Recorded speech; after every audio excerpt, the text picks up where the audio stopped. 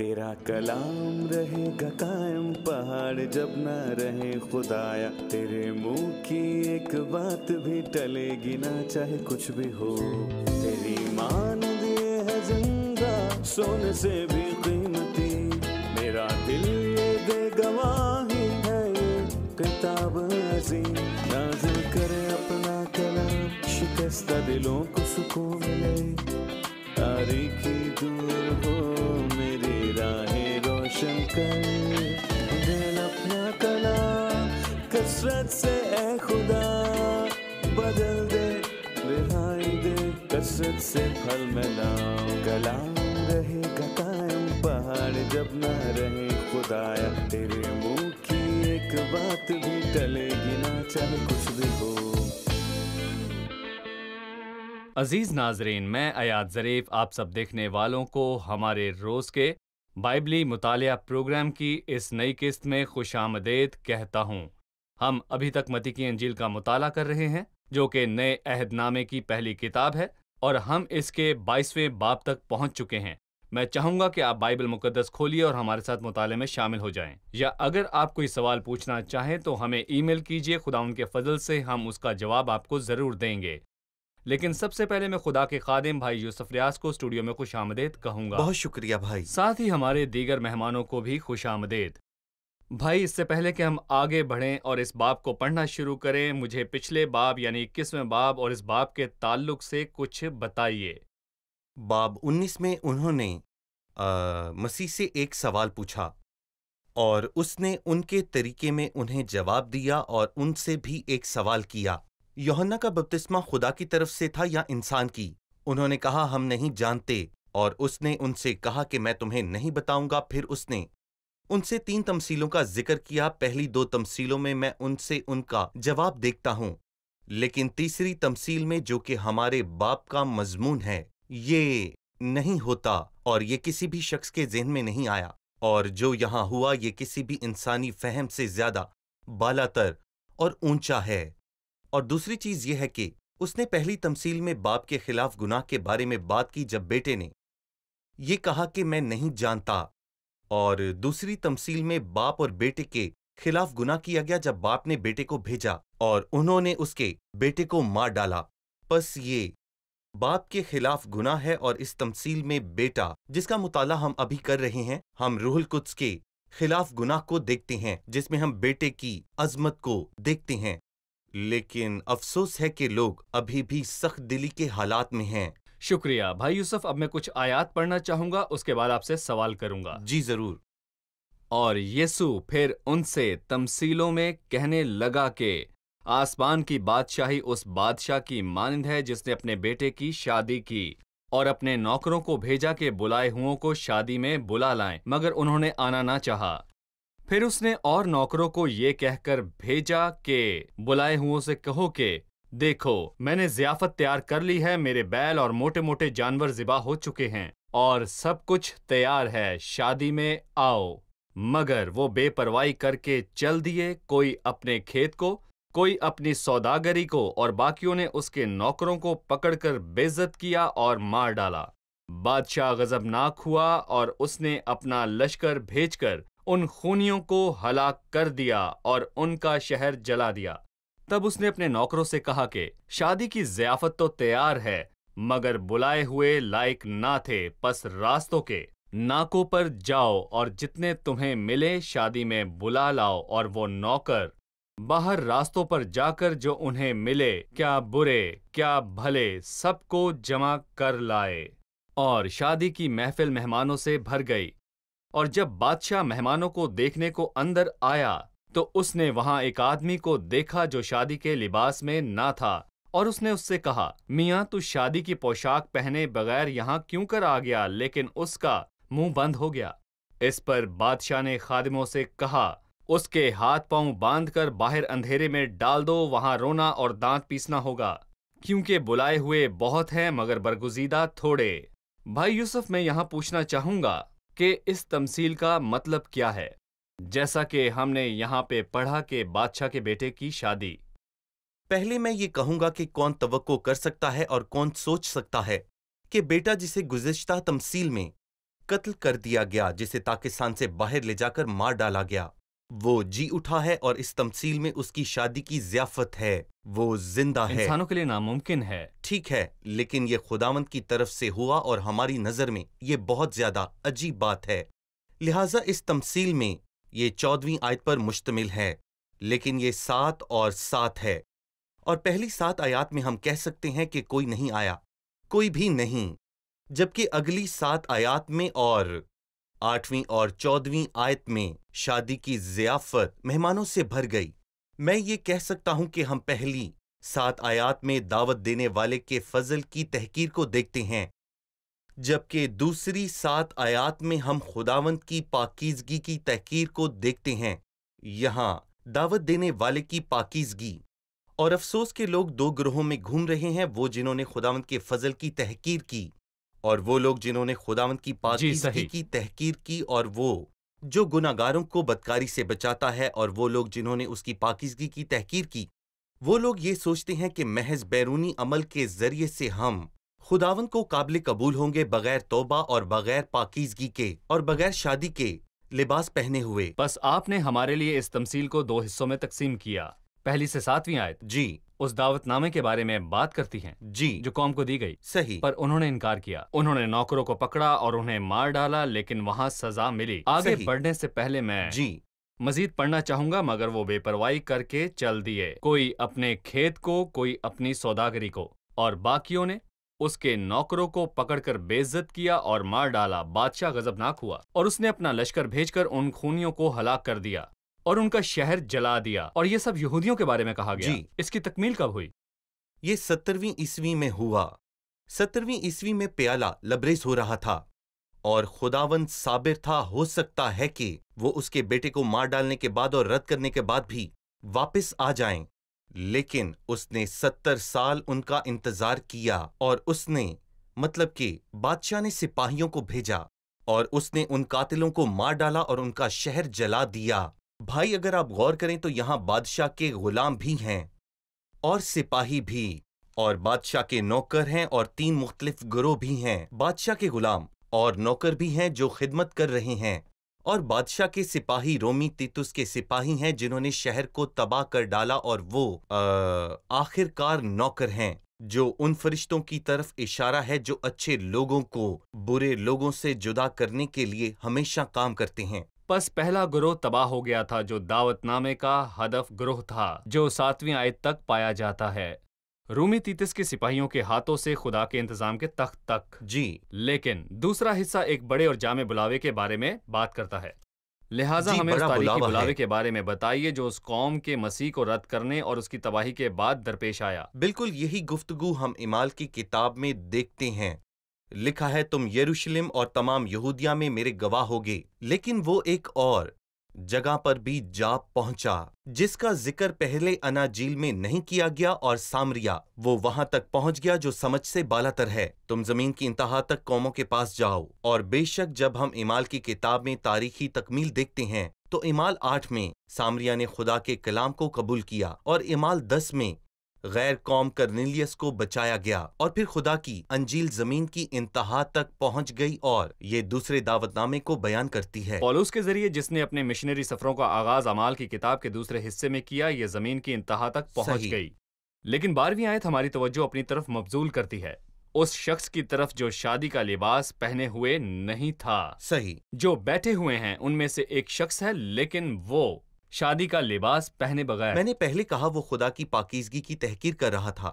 بے شک یہاں جو پہنے ہوئے ہیں وہ سب ایک ہیں، اور سچائی یہ ہے کہ شاید یہاں پر سینکڑوں ہیں، ہزاروں ہیں، یا پھر لاکھوں ہیں جو ہجوم میں چھپے ہوئے ہیں، پر یہاں وہ کہنا چاہتا ہے کہ خداوند کی آنکھ آپ سب کو دیکھتی ہے، چاہے پھر آپ کتنے بھی بڑے ہجوم میں سے ہوں، لیکن خداوند ہر ایک کو پہچانتا ہے، وہ ہر ایک کو جانتا ہے جو اس کی تحقیر کرتے ہیں، وہ غلط کرتے ہیں۔ در حقیقت ہمارا لباس، یا یسایہ کی زبان میں ہماری راست بازی کے کام گندے کپڑوں کی مانند ہیں۔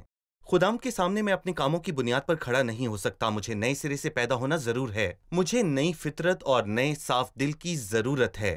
پھر بھی جو یہ سوچتا ہے کہ وہ اپنی بدکاری اور اپنے گناہوں کے ساتھ خداوند کو قابل قبول ہوگا، یہ اس کا وہم ہے کیونکہ خدا پاک ہے اور وہ پاکیزگی پسند کرتا ہے۔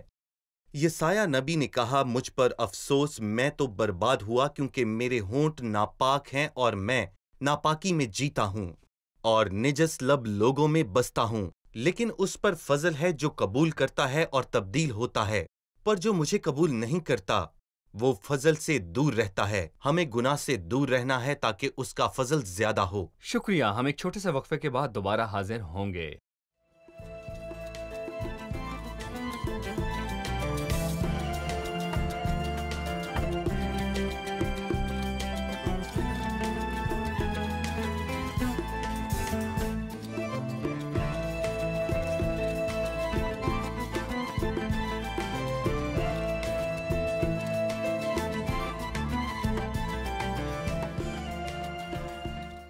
بائیسویں باب کی 15ویں آیت میں لکھا ہے، اس وقت فریسیوں نے جا کر مشورہ کیا کہ اسے کیوں کر باتوں میں پھنسائے۔ بس انہوں نے اپنے شاگردوں کو ہیرودیس کے ساتھ اس کے پاس بھیجا اور انہوں نے کہا، اے استاد، ہم جانتے ہیں کہ تو سچا ہے اور سچائی سے خدا کی راہ کی تعلیم دیتا ہے اور کسی کی پرواہ نہیں کرتا، کیونکہ تو کسی آدمی کا طرفدار نہیں۔ ہیرودیس کون ہے جو فریسیوں اور شاگردوں کے ساتھ گیا؟ جی بھائی یوسف۔ فریسی روایت کو عزیز رکھنے کے حوالے سے مشہور ہیں، جبکہ ہیرودیوں نے ہیرودیس کے بادشاہ کے ساتھ اتحاد کر لیا تھا۔ بے شک ہیرودیس فحاشی اور بدکاری کی زندگی گزار رہا تھا اور وہ ظاہری طور پر جو اس کے پیروکار تھے، جو اس کی پیروی کر رہے تھے، وہ سب آزاد خیال تھے اور ان سب لوگوں کا مقصد امتزاج بنانا تھا، اور وہ سب لوگ ایک دوسرے کے جانی دشمن تھے۔ اور فریسی کیسر کو جزیہ دینے کی طرفداری نہیں کرتے، اور ہیرودی کیسر کے پیروکار ہیں اور ہیرودیس کے پیروکار ہیں۔ وہ دینے کی بات کرتے ہیں۔ وہ مسیح کے پاس آئے اور ظاہر کیا وہ سوال پوچھنے آئے ہیں، لیکن وہ دھوکہ نہ دے سکے۔ وہ ہوشیار لوگوں کو ان کی چالاکی میں پھنساتا ہے اور ٹیڑے لوگوں کی مشورت جاتی رہتی ہے، اور جب وہ اس سے پوچھنے آئے اور ایک لمبی تمہید باندھ کر کہا کہ یہ اسی کا سچ ہے، لیکن ان کی چالاکی نے اسے دھوکہ نہ دیا، اور سوال کا جواب ہاں یا نہ تھا۔ ایک سوال یہ ہے کہ کیا ہمیں دینا چاہیے یا نہیں؟ مسیح کے جواب نے ان کو حیران کر دیا، جبکہ وہ یہ نہیں کہہ رہا دو یا نہ دو، بلکہ اس نے ان سے کہا کہ جو کیسر کا ہے کیسر کو دو، جو خدا کا ہے خدا کو دو۔ بھائی یوسف، 17ویں آیت میں ایک سوال تھا، بس ہمیں بتا تو کیا سمجھتا ہے، کیسر کو جزیہ دینا روا ہے یا نہیں؟ یسوع نے ان کی شرارت جان کر کہا، اے ریاکاروں، مجھے کیوں آزماتے ہو؟ جزیہ کا سکہ مجھے دکھاؤ۔ وہ 1 دینار اس کے پاس لائے۔ اس نے ان سے کہا، یہ صورت اور نام کس کا ہے؟ انہوں نے اس سے کہا، کیسر کا۔ اس پر اس نے ان سے کہا، پس جو کیسر کا ہے کیسر کو دو، اور جو خدا کا ہے خدا کو ادا کرو۔ انہوں نے یہ سن کر تعجب کیا اور اسے چھوڑ کر چلے گئے۔ مسیح کا جواب ان کے لیے غیر متوقع تھا۔ آپ نے کہا، مطلب سوال کا جواب ہاں یا پھر نہیں، لیکن مسیح نے انہیں یقینی جواب دیا جو پر معنی ہے۔ لہٰذا یہاں مسیح اس تمثیل کے ذریعے انہیں کیا سمجھانا چاہ رہا تھا؟ آپ کیا کہیں گے؟ دراصل یہ ایک بیان ہے جو معنی سے بھرپور ہے، جیسا کہ آپ نے پہلے کہا۔ اس کا ایک مطلب یہ ہے کہ مذہبی اور سیاسی احکام کے درمیان علیحدگی ہونی چاہیے، اور یہ ضروری ہے اور خدا کو پسند ہے۔ وہ اس میں مداخلت نہیں کرتا، لیکن اس کے برعکس، دراصل جب روحانی اختیار اور سیاسی اختیار کے ساتھ متحد ہوا تو اس نے گواہی پر بہت زیادہ اثر ڈالا۔ ماضی کی تاریخ میں یہ ہوا اور مستقبل کلیسیا کے اٹھائے جانے کے بعد ہوگا۔ یہ دوبارہ ہوگا، لیکن اس کا ایک معنی ہے۔ گویا وہ ان سے یہ کہنا چاہتا ہے کہ کیسر نے تمہاری جیب میں کیا ڈالا تھا؟ کیا تم نے خدا کی چیزیں خدا کو نہیں دیں جو خدا کا ہے؟ اگر آپ خدا کو دیتے ہیں، جیسے پہلی تمثیل میں کہا گیا تھا، مثلاً پاکستان کے برے نوکروں کی تمثیل میں جنہوں نے خداوند کو نہیں دیا جو پاکستان کا پھل تھا، اگر آپ نے خداوند کا حصہ خداوند کو دیا ہے تو کیسر آپ کو رسوا کرنے نہیں آئے گا۔ تیسرا اہم مطلب یہ ہے کہ اگر کیسر کی شبیہ ہے تو اسے کیسر کو دینا ضروری ہے۔ ہم خدا کی شبیہ لیے ہوئے ہیں، ہمیں خداوند نے اپنی شبیہ اور صورت پر بنایا ہے، اور ہمیں اس کا خیال کرنا ہوگا۔ ہمیں اپنی روح اور اپنا بدن اور اپنی جان خداوند کو دینی ہوگی، جس نے اپنی شبیہ پر ہم سب کو بنایا ہے۔ شکریہ بھائی یوسف۔ 23वीं आयत में एक और सवाल का जिक्र होता है जो कि सदूकियों ने उससे किया। यहाँ पर लिखा है कि उसी दिन सदूकी जो कहते हैं कि क़यामत नहीं होगी उसके पास आए और उससे ये सवाल किया कि ऐ उस्ताद, मूसा ने कहा था कि अगर कोई बे औलाद मर जाए तो उसका भाई उसकी बीवी से ब्याह कर ले और अपने भाई के लिए नस्ल पैदा करे। अब हमारे दरमियान 7 भाई थे और पहला ब्याह कर मर गया और इस सबब से कि उसके औलाद ना थी अपनी बीवी अपने भाई के लिए छोड़ गया। इसी तरह दूसरा और तीसरा भी 7वें तक, सबके बाद वो औरत भी मर गई। बस वो क़यामत में उन 7 में से किसकी बीवी होगी, क्योंकि सब ने उससे ब्याह किया था। यीशु ने जवाब में उनसे कहा कि तुम गुमराह हो इसलिए कि ना किताब मुकद्दस को जानते हो ना खुदा की कुदरत को, क्योंकि क़यामत में ब्याह शादी ना होगी बल्कि लोग आसमान पर फरिश्तों की मानिंद होंगे। मगर मुर्दों के जी उठने की बाबत जो खुदा ने तुम्हें फरमाया था, क्या तुमने वो नहीं पढ़ा कि मैं अब्राहम का खुदा और इसहाक का खुदा और याकूब का खुदा हूँ? वो तो मुर्दों का खुदा नहीं बल्कि जिंदों का है। लोग ये सुनकर उसकी तालीम से हैरान हुए। मैं यहाँ पर सदूकियों के हवाले से और उनके सवाल पर आपसे तबसरा चाहूंगा। भाई यूसुफ, मैं आपसे ये जानना चाहूंगा कि उन्होंने यीशु से ये बातें क्यों की? दरअसल उनका सवाल मामूली था और उसको अहमकाना कहानी पर बनाया गया था जो उन्होंने इजाद की थी, और हम बहुत से ऐसे लोगों को मिलते हैं जो बाइबल की वाज़े तालीम पर एतराज करते हैं और उनके पास मसलों का हल नहीं। वो लोग अपने मसलों का हल खुद ढूंढ नहीं सकते। मसीह ने उन्हें यह कहकर जवाब दिया, तुम गुमराह हो इसलिए कि ना कलाम मुकद्दस को जानते हो और ना खुदा की कुदरत को। 2 चीजें हैं जो वो नहीं जानते, वो आजाद ख्याल हैं। और सदूकी, क्या वो नहीं जानते? क्या वो सच में कलाम को नहीं जानते? मेरा ख्याल है कि वो बाइबल को जानते हैं और वो ये भी जानते हैं कि उसका इख्तियार बड़ा है। और मैं ये भी कहना चाहूंगा कि आज भी बहुत से लोग हैं जो नहीं जानते कि बाइबल हतमी इख्तियार है, और जब बाइबल बोलती है तो सब खामोश रहें। अगर आप बाइबल को जानते हैं और इसकी कदर नहीं करते तो आप सदूकियों के गिरोह में से हैं। लेकिन वो सिर्फ बाइबल को ही नहीं जानते थे बल्कि वो खुदा की कुदरत से भी नावाकिफ थे, और खुदा सब कुछ कर सकता है। और खुदा ने ज़बूर 50 में बुराई को डांटा और कहा, तुमने सोचा मैं तुम्हारी तरह हूं, और जैसा कि तुमने सोचा कि हम इल्म और ताकत में महदूद हैं, हमारा खुदा भी महदूद होगा। लेकिन खुदा हतमी है और हर चीज करने के काबिल है। बस वो ना खुदा और ना ही खुदा की कुदरत से वाकिफ थे। लेकिन इससे भी बढ़कर खुदा ने जिस आयत का हवाला दिया वो बहुत ही अजीब है। जब उसने अपनी तालीम हकीकी जमानों पर की, इसी को हम जुबानी इल्हाम कहते हैं, इसका मतलब है कि फाल का जमाना। उसने ये नहीं कहा कि मैं अब्राहम का खुदा, इसहाक का खुदा और याकूब का खुदा था, बल्कि उसने कहा मैं खुदा हूँ, मैं उनका खुदा हूँ। खुदा उनका खुदा नहीं जो वहां थे और अब वो नहीं है, वो गायब हो गए हैं, उनके साथ जिंदा हैं। जी जिंदा हैं, वो सब उसके साथ जिंदा हैं। बस खुदावन ने जी उठने की तालीम फेल के जमाने पर रखी। मैं खुदा हूँ और मैं सबका खुदा था। शुक्रिया। हम यहाँ एक वक्फा लेंगे और फिर दोबारा हाजिर होंगे।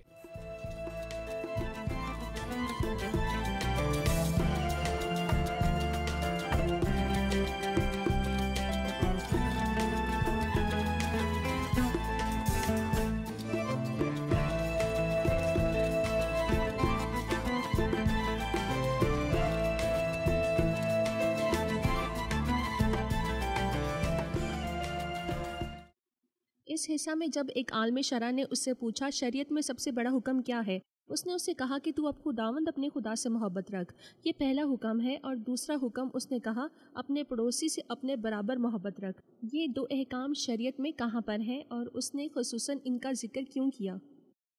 शुक्रिया जी भाई यूसुफ। दर हकीकत मसीह ने उस आलम शरा का जवाब नहीं दिया था।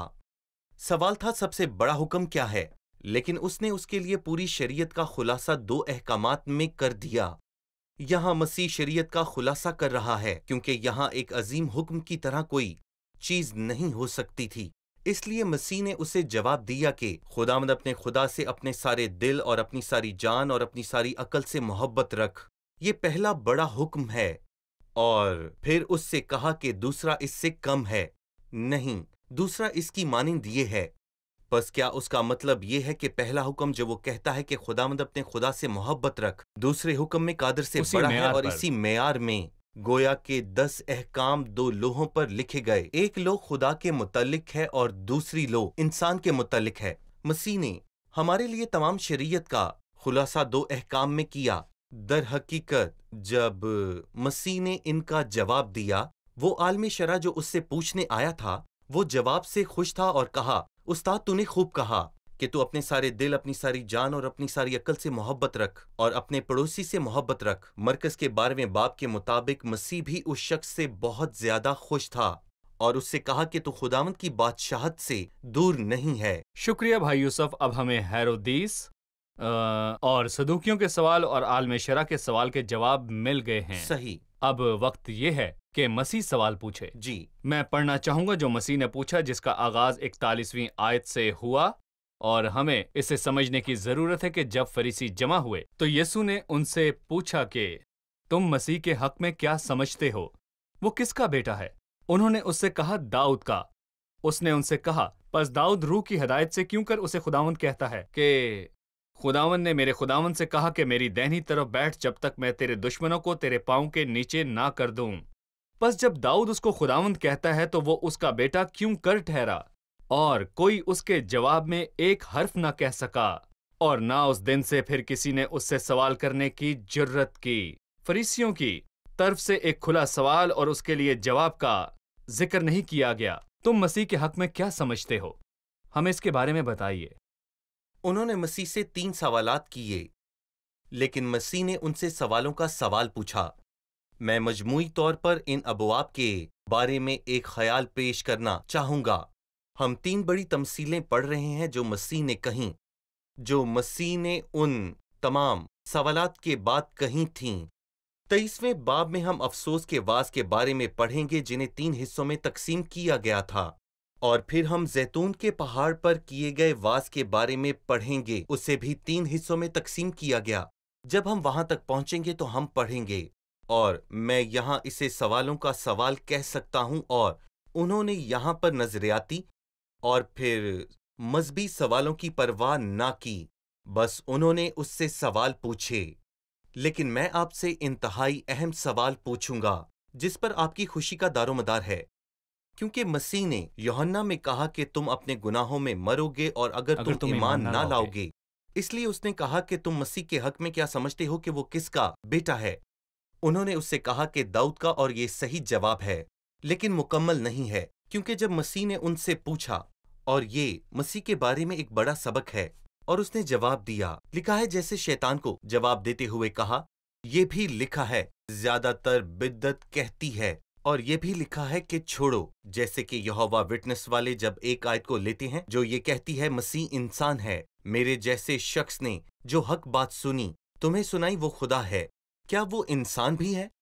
بے شمار ایسی آیات ہیں جو اس بات کی تصدیق کرتی ہیں کہ مسیح جسم میں مجسم ہوا، اس لیے مسیح کا جواب ہمیں بہت کچھ سکھاتا ہے کہ یہ بھی لکھا ہے۔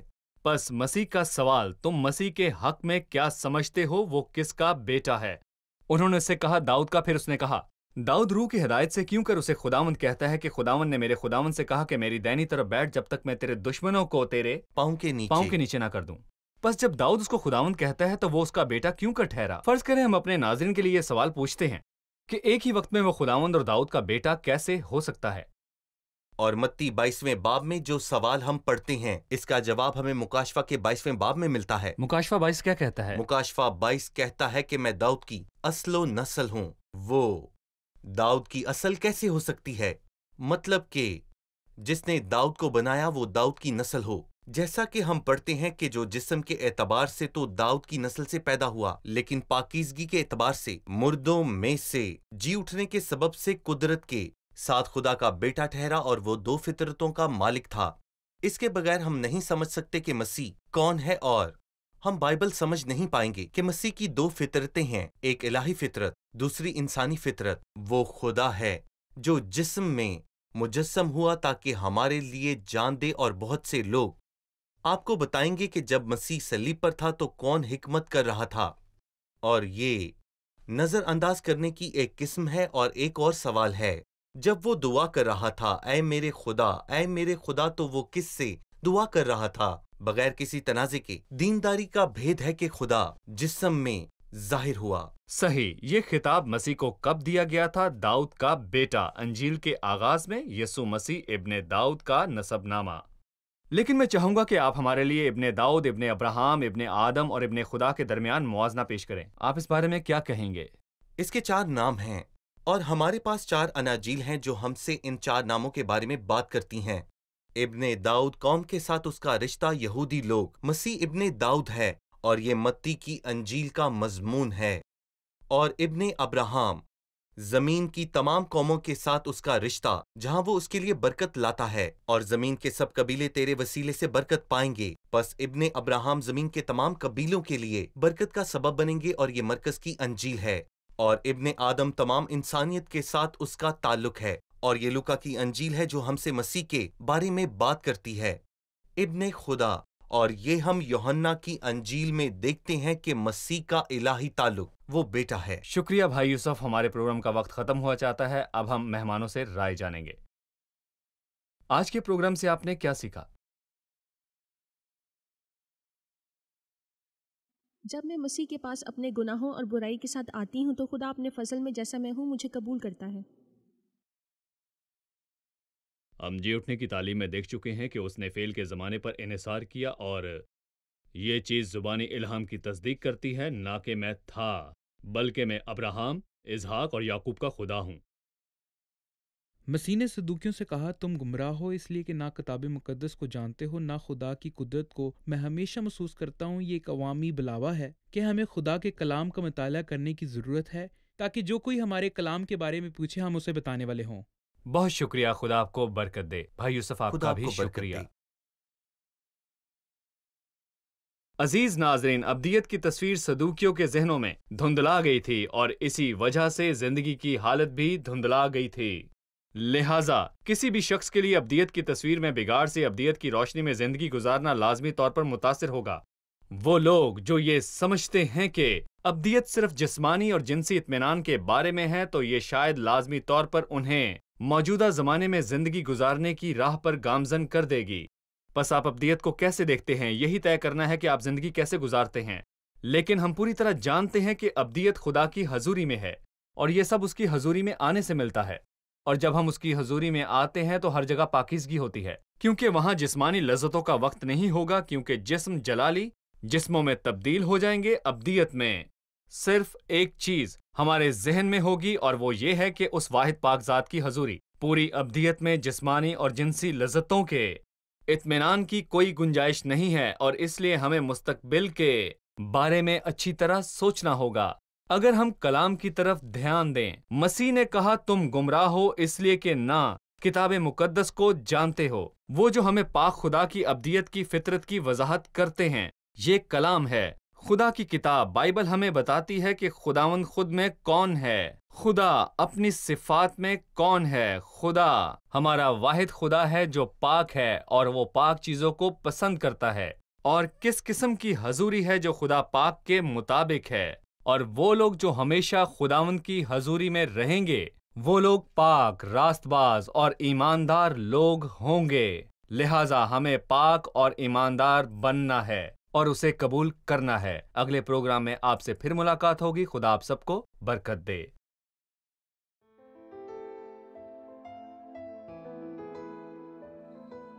تیرا کلام رہے گا قائم، پہاڑ جب نہ رہے خدایا، تیرے منہ کی ایک بات بھی ٹلے گی نہ چاہے کچھ بھی ہو۔ تیری مانند یہ ہے زندہ سونے سے بھی قیمتی، میرا دل یہ دے گواہی ہے یہ کتاب عظیم۔ نازل کرے اپنا کلام، شکستہ دلوں کو سکون ملے، تاریکی دور ہو میری راہیں روشن کر، دل اپنا کلام کثرت سے اے خدا بدل دے، رہائی دے کثرت سے پھل ملاؤ۔ کلام رہے گا قائم، پہاڑ جب نہ رہے خدایا، تیرے منہ کی ایک بات بھی ٹلے گی نہ چاہے کچھ بھی ہو۔